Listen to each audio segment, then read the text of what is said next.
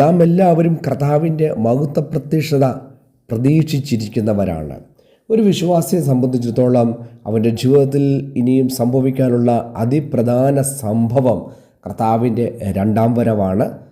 കർത്താവായ യേശു ക്രിസ്തുവിൽ വിശ്വസിക്കുന്ന എല്ലാവരും കർത്താവിനോടുകൂടി എടുക്കപ്പെടണം. കർത്താവിനോട് എടുക്കപ്പെട്ടില്ല എങ്കിൽ അതിൽ പരം നിത്യമായ ഒരു ദുരന്തം നമ്മുടെ ജീവിതത്തിൽ സംഭവിക്കാനില്ല.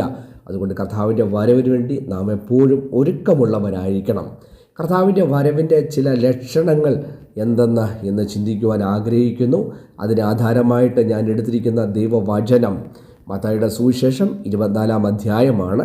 അതിൻ്റെ 3-ാം വാക്യം വായിക്കുമ്പോൾ ഇങ്ങനെ വായിക്കുന്നു: അവൻ ഒലിവുമലയിലിരിക്കുമ്പോൾ ശിഷ്യന്മാർ തനിച്ച് അവൻ്റെ അടുക്കൽ വന്നു. അത് എപ്പോൾ സംഭവിക്കുമെന്നും നിന്റെ വരവിനും ലോകാവസാനത്തിനും അടയാളം എന്നും പറഞ്ഞു തരണമെന്ന് അപേക്ഷിച്ചു. ശിഷ്യന്മാർ യേശുവിനോട് വന്ന് 3 കാര്യങ്ങളാണ് ഇവിടെ ചോദിക്കുന്നത്. 1, അത് എപ്പോൾ സംഭവിക്കും. 2, കർത്താവിൻ്റെ വരവ്. 3, ലോകാവസാനം. അത് എപ്പോൾ സംഭവിക്കും എന്നതിന് ഉത്തരം മത്തായിയുടെ സുവിശേഷം 24-ാം അധ്യായം അതിൻ്റെ 1-ാം വാക്യത്തിൽ തന്നെ 1-2 വാക്യങ്ങൾ തന്നെ കാണുന്നുണ്ട്. യേശു ദേവാലയം വിട്ടു പോകുമ്പോൾ ശിഷ്യന്മാർ അവനു ദേവാലയത്തിൻ്റെ പണി കാണിക്കേണ്ടതിന് അവൻ്റെ അടുക്കൽ വന്നു. അവൻ അവരോട്, ഇതെല്ലാം കാണുന്നില്ലയോ? ഇടിഞ്ഞു പോകാതെ കല്ലിന്മേൽ കല്ല് ഇവിടെ ശേഷിക്കുകയില്ല എന്ന് സത്യമായിട്ട് നിങ്ങളോട് പറയുന്നു എന്ന് പറഞ്ഞു.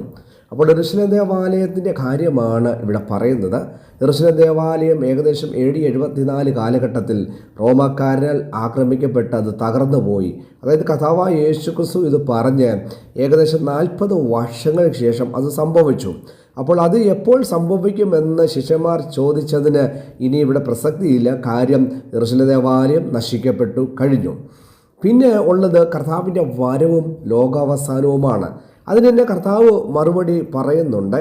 കുറേ കാര്യങ്ങൾ 24-ാം അധ്യായത്തിൽ താഴോട്ട് പറഞ്ഞിട്ട് അതിൻ്റെ 37-ാം വാക്യം വായിക്കുമ്പോൾ നോഹയുടെ കാലം പോലെ മനുഷ്യപുത്രൻ്റെ വരവും ആകുമെന്ന് യേശു കർത്താവ് പറയുകയാണ്.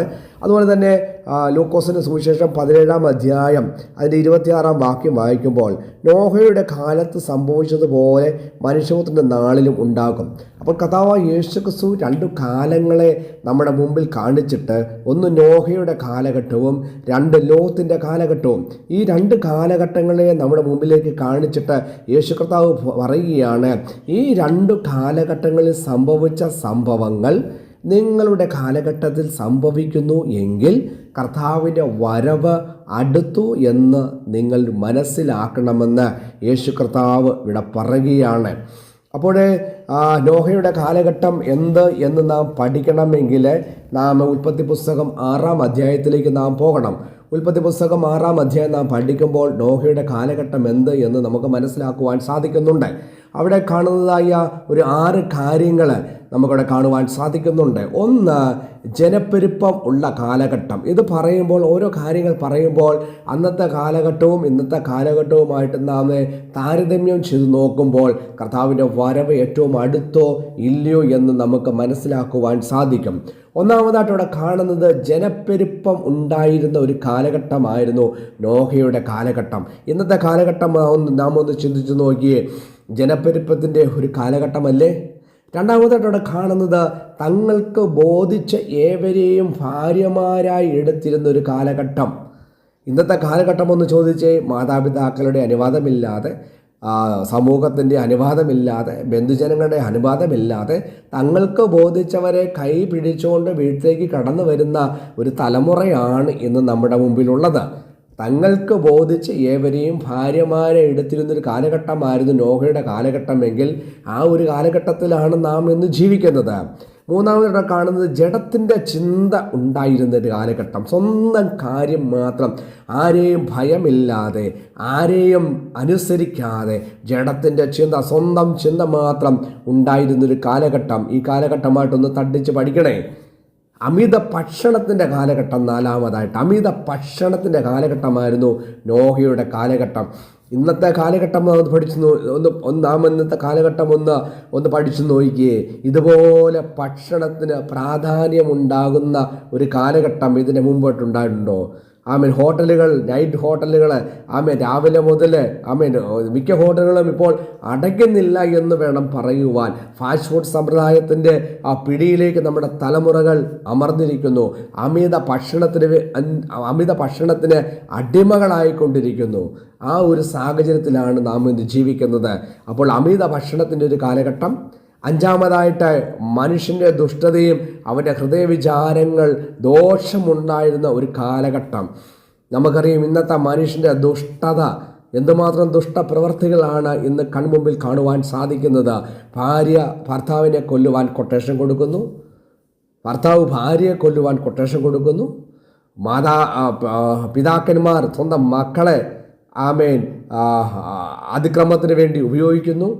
അങ്ങനെ വല്ലാത്തൊരു കാലഘട്ടത്തിലേക്ക് നാം എത്തപ്പെട്ടിരിക്കുന്നു. ആറാമതായിട്ട് നമുക്ക് കാണുവാൻ സാധിക്കുന്നത് ജ്ഞാനം വർദ്ധിച്ചൊരു കാലഘട്ടം. ഇത്രയേറെ ജ്ഞാനം വർദ്ധിച്ച ഒരു കാലഘട്ടം ഇതിനു മുമ്പ് ഉണ്ടായിട്ടുണ്ടോ? നാം ഒന്ന് ചിന്തിച്ച് നോക്കിയേ. അപ്പോൾ നോഹയുടെ കാലഘട്ടം പോലെ തന്നെ നിങ്ങളുടെ കാലഘട്ടമായാൽ കർത്താവിൻ്റെ വരവ് അടുത്തുവെന്ന് യേശു കർത്താവ് തന്നെയാണ് പറയുന്നത്. അപ്പോൾ നോഹയുടെ കാലഘട്ടം എന്ത് എന്ന് നാം കണ്ടു.